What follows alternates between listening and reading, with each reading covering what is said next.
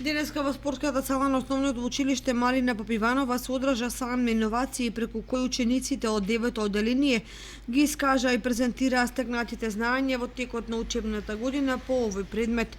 На сајмот може да се забележат штандови на кои беа презентирани сладкарницата Шарлота, продавница за часовници и многу други фирми замислени од креативните идеи на 9-оделенците. Ние на предметот по иновации изучивме како да оформиме своја фирма, како да станеме предприемачи, како да створиме свој производ и сето тоа да биде успешно. И тоа денеска ние ќе го презентираме на сајмот по иновации кој се одржува во основното училиште Малина Попиванова. Со тоа што ние го изучивме, мислиме дека понатака можеме да постанеме добри предприемачи. Јас сум во улогата на директор на фирмата која ја направивме. Нашата фирма произведува часовници. Среќни сме што имавме можност да го изучуваме овој предмет се со цел да стекнеме нови знаења.